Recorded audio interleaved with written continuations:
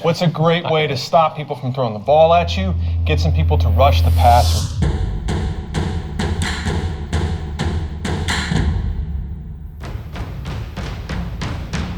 Welcome back to SB Nation. The 2012 NFL Draft is officially over. Let's talk AFC. It says East on there, so let's go AFC East. I will start things off because, damn it, I'm talking first. Why not? The Miami Dolphins, obviously the headline pick is Ryan Tannehill. The quarterback position is a need for them. A lot of people have been killing this pick. I feel bad now because I've been killing it too. But at the same time, Ryan Tannehill, I think, actually could be a good NFL quarterback if given the time and given the right situation. I don't think Miami is that situation. So I really feel bad. But no, I don't like the Tannehill pick at all. I don't think he's a top 10 value. But moving on from there, because football is not just a one-position sport, I like Jonathan Martin. I don't love him, but where they got him, I think it's good value. I think I have the value right there for Jonathan Martin. He needs to sort of transform his body, but I love the fact that he doesn't have to play left tackle and isn't counted on to be the anchor of that offensive line because they do have Jake Long in place. And finally, Lamar Miller. At the running back position, it's not a huge need, but filling in with talent can never hurt when you have so much to improve upon.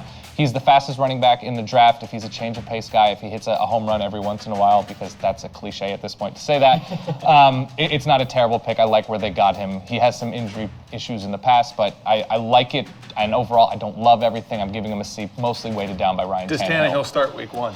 I really hope not, but probably, just because it's a new situation. Moving on, Buffalo Bills. You know, the Bills struggled last year after starting 3-0, but I thought they were moving in the right direction.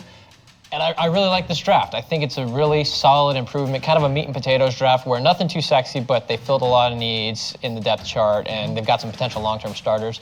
Stephon Gilmore is the headliner. He'll start the season. Stephon. Yes. Stephon Gilmore. Yes.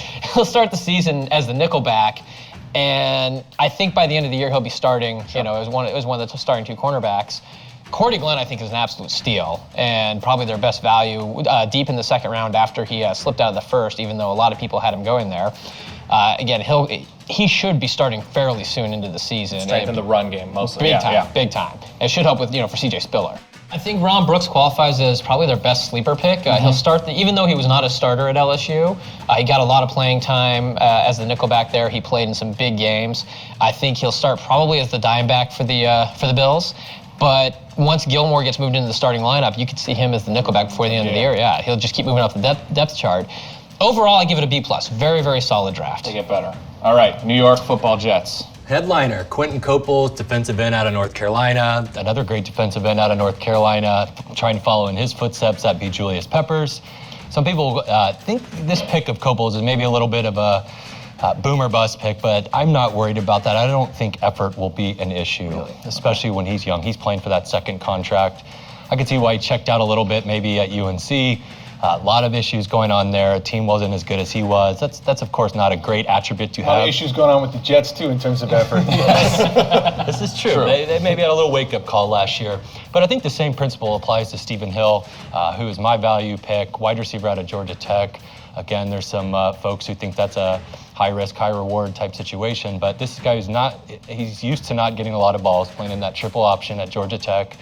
Mark Sanchez isn't going to get the ball out to his wide receivers with any sort of consistency, so we'll leave the crying about ball opportunities to Santonio Holmes. I think Stephen Hill... Please never say ball opportunities ever again, Michael Bean. Pass catching opportunities. Thank you for correcting me on that. Yes. And another guy, though, that actually could make Holmes and Hill a little bit grumpy and impatient is Jordan White. He's a wide receiver out of Western Michigan who led all of college football with his 140 receptions last year. The reason that I think he's got such great upside is a guy on my team, the Steelers, Antonio Brown, came out of nowhere, 6th-round pick to really light it up last year. I think White has got that same type of ability. Then to round it out, they addressed their safety positions. They got Josh Bush and also Antonio Allen out of South Carolina. So replace Jim Leonard. They're going to be just fine in the backfield. I like their draft quite a bit. I'm going to give it a B+. B+. Finally. I think the Patriots wanted to fix their defense in the draft this year. Just a tad. Good call. 7 picks, 6 were defensive players. They had one of the worst pass defenses in the league last year, 31st in the league, 294 passing yards allowed per game. What's a great way to stop people from throwing the ball at you? Get some people to rush the passer. I think the first night we did our draft grades, gave the Patriots an A because I very much like Chandler Jones, very much like Donta Hightower, It goes down to a B because of some of their third-day picks. The Nate Ebner pick just seems kind of like an arrogant pick. Yeah. Like, Belichick just basically thumbing his nose at people like us, apparently. Right. But I like, in terms of value, Alfonso Denard, him falling all the way down to them there in the third day, I think is a very good value pick for them. And I like the Beckett pick there as a sleeper pick, defensive end. Patriots just wanted to get after the quarterback. I think they looked at that tape of Eli Manning throwing the football all over them in the fourth quarter of the Super Bowl, and they went out and got defensive guys. So it's a B, but it's a very solid B. It was almost an A, if not for that Ebner pick, their special teams pick in the third day. One guy I didn't mention, Terrence Ganaway, played with Robert Griffin, and not the offensive guard that they got, but Yes. Robert Griffin III. But Ganaway's 240-pound bruiser. Let's let that weather turn cold, have him run downhill on these new Patriots defenders. I don't think they're going to like getting to know him whatsoever. We'll see if it's in year one or if it's going to take a little bit of time for him to materialize. All right, so there you have it. AFC East, certainly an intriguing group of draftees. I think, when you look at the names, I like it a lot. Very But solid.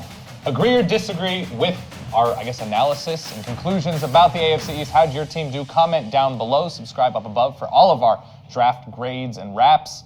And remember, if nothing else, Bill Belichick is a god! Oh, gosh, no, you didn't. God. I don't. Demigod. I do. Demigod. Demigod. Immortal. Perseus with a hoodie. That's what. I mean, these guys.